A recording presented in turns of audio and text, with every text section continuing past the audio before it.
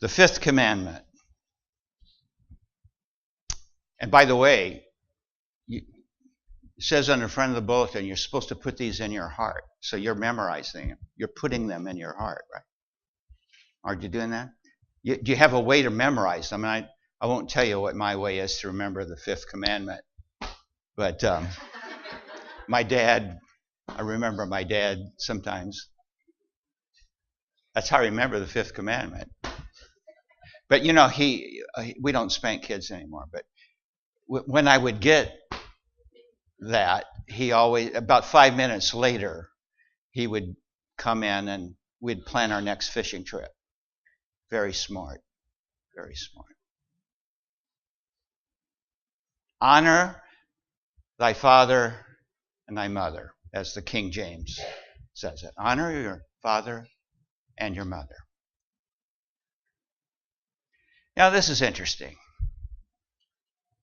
It doesn't say love your father and your mother. Maybe it's because family life is so complicated. It doesn't say love. It says honor. Now, this is interesting to me. Not only interesting, but it's surprising to me. Because if you followed the fourth commandment, as we did last week, and it's linked in Deuteronomy to the Exodus, and then it's continued in Leviticus, we have this movement of love and concern,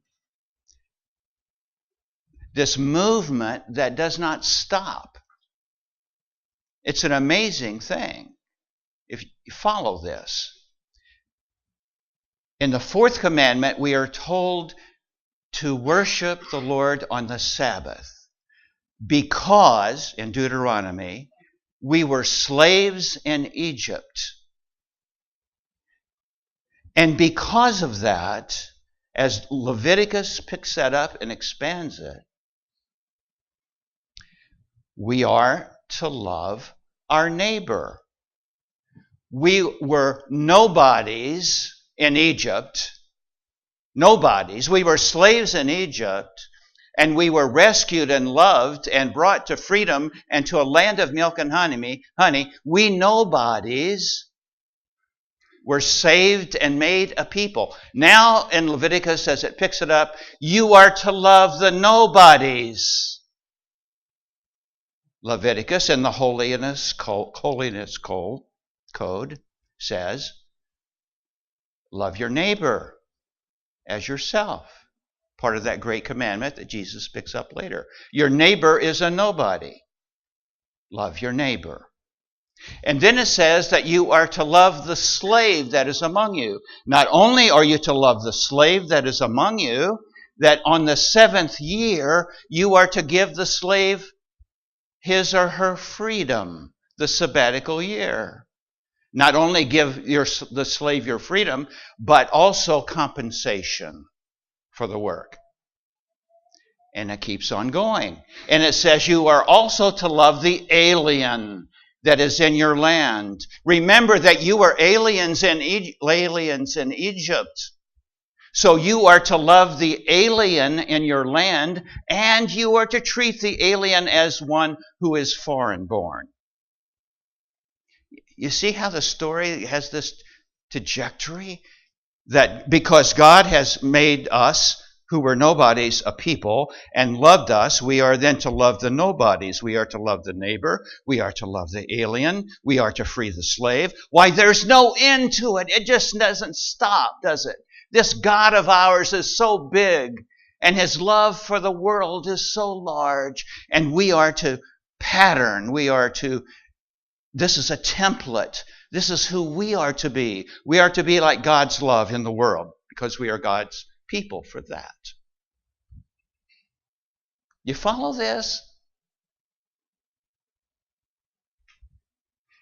So I would expect that Jesus would say in the New Testament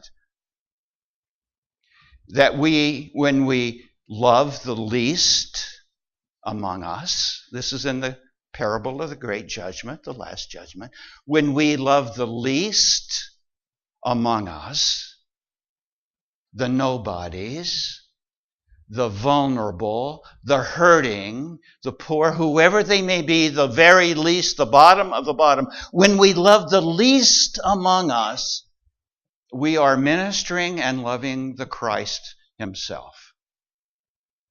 We would expect him to say that, wouldn't we? It's the logical progression of what we saw in Deuteronomy and picked up in Leviticus and now with Jesus. And now we are a people who don't have any boundaries anymore, that everybody that God has made is an object, an opportunity for us to serve and to love. Amazing. It's amazing. So I would expect, and maybe you would expect, that in the fifth commandment, it would say, love your father and your mother. But it doesn't. It says, honor. Honor your father and your mother.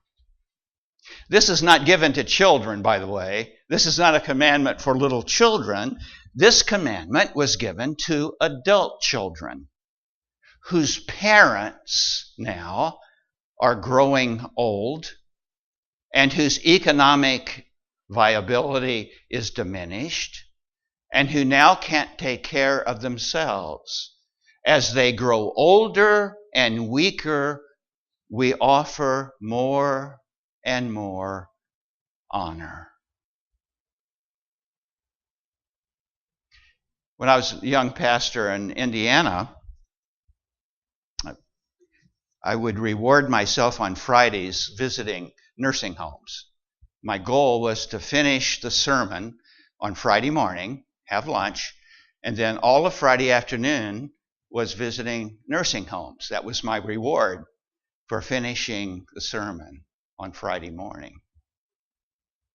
I remember one chap that I visited about twice a month who was in a certain nursing home, and I can visualize it. It was near the top of a hill, but there was a one-way street that was a very busy street that ran right past the nursing home. And on the good days, when the weather was nice, I always liked to take him outside, and we would sit on the porch, and we'd watch the traffic, and I'd spend 30 or 40, 50 minutes, and we'd just be together, just talk. And one day there was a car that came up the hill, and the driver of the car waved, and the church member that I was sitting with waved, and he said, "That's my son." "Oh." I said, "Well, I'm sure that every once in a while it must be fun when he stops by and you have a chat." "No. He never stops. He just waves." Keeping the fifth commandment surely involves more than a wave, doesn't it? NPR radio often has some of the best reporting and stories that you can possibly hear anywhere. It's just a marvelous resource. And last Wednesday, there was a report that was celebrated there on the radio entitled "Empowering Anxious Kids." No, that's not exactly right. Empowering kids in an anxious world. Families are under stress, and kids are under stress. 1 out of every 3 teenagers, according to this report, is an anxious child in need of some kind of support and help and nourishment. It's a hard time for kids, really hard. The report said that, one of the things that we've done wrong as parents, we've been too much of a helicopter. You know what I mean by that? How some parents just helicopter over the top of their kids, and kids don't play. What they do is they play in front of their parents. They're supervised all the time, And that's not play. Play is when a kid is able to get with other kids, different ages and sizes, and adults aren't watching. If adults are watching, it's not play. And this is where kids learn. This is how kids learn self-sufficiency. They fall down, they scrape their knee, they get pushed down. But they learn by play. That's how they learn. And it's not when parents are watching, that's play. And the other part of the report was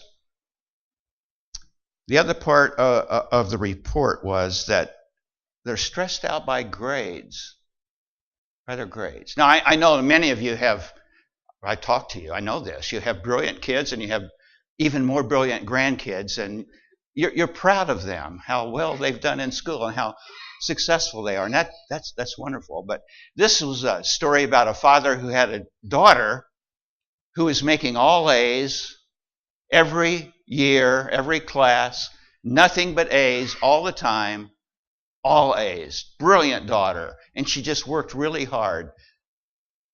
And when she got in high school, her father said to her, "I will give you $100 if you make a C." Boy, I wish my dad would have said that. I'd have gone home with a pocket full of money. She didn't take him up on it. But she understood the message. You are not your success. I will not love you less if you don't make an A. I won't love you more.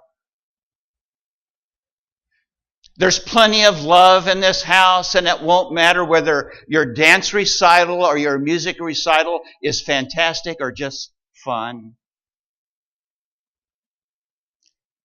There's plenty of love here, regardless of whether you make the team or not. There's plenty of love here. That's kind of a Mr. Rogers moment, isn't it? That's sort of the way he was with kids. He would gather the kids in front of their TVs and he would say, "Let's play. Let's use our imagination today. Let's put our feet in the water and see how it feels." And then he would say those magic words, "I like you just the way you are.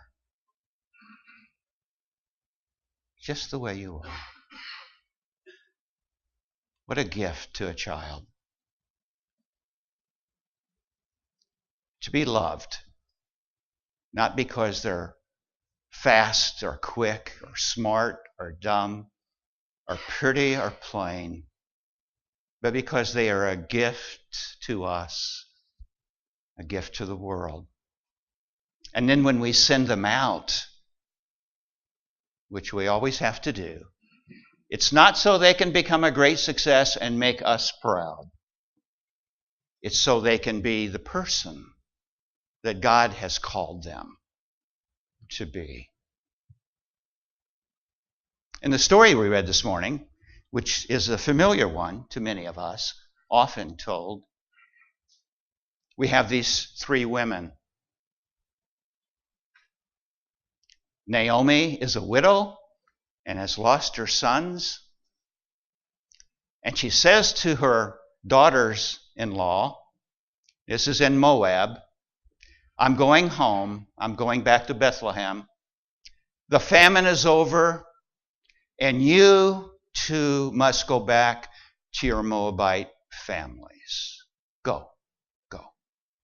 And one of them did, reluctantly.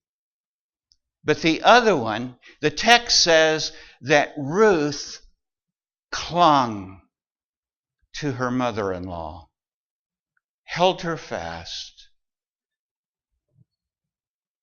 and said those wonderful words, "Wherever you go, I will go. Wherever you lodge, I will lodge. Your people shall be my people. Your God shall be my God." Now, doesn't God have a sense of humor? This is probably the best story in the Bible about how to keep the fifth commandment. And it's given to us through the life and words of a Moabite, an outsider. God is teaching Israel what it means to keep the fifth commandment by using a Moabite woman, an outsider, to show us what it means to honor father and mother. Jesus did the same thing with the parable of the Good Samaritan. When he wanted to teach us what it means to be a person of compassion, he tells the story about the Good Samaritan. He did it again. God did it again. He chose the outsider to teach the church, to teach Israel what it means to be a person of compassion. And then, of course, Jesus on the cross. One of the last words that he says, he looks down and sees his mother. Now, Jesus has an interesting relationship with his mother. Of course, he honors her in every possible way. We can't doubt that he did. But there was that moment in his ministry when he was in a house and they said, "Your mother is here, she wants you." And he says, "Who is my mother?" That's one of the great questions of the Bible. Who is my mother? And in that question, Jesus is not denying his relationship with he's not denying his relationship with his mother, but he's expanding it. And he's helping us to see that in this family that we are a part of, it's larger and bigger than just blood. My mother is the human family as well as my mother. And so on the cross, Jesus looks down, sees his mother, and sees the disciple, John. And he says to them, "Here is your son. Here is your mother." You say they're not related by blood. They're related by God's ability and call to us to love all who are old, who dribble their saliva, can't swallow and chew, who can't remember that we were there yesterday or last week,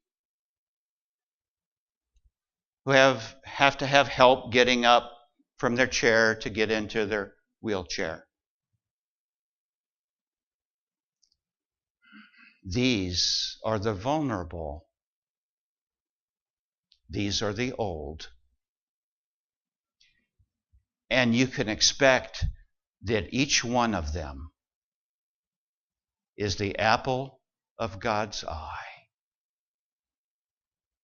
For it is God's way to love the vulnerable, the sick, the old, and those who have no opportunity to care for themselves.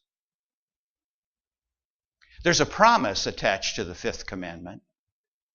It says that we will live long in the land. There will be a blessing. You want to have a blessing? Would you like to be blessed? Adopt someone who is old, who can't care for themselves. Give them your presence. Give them honor. Remember them. The blessing will be theirs, but the double blessing will be yours.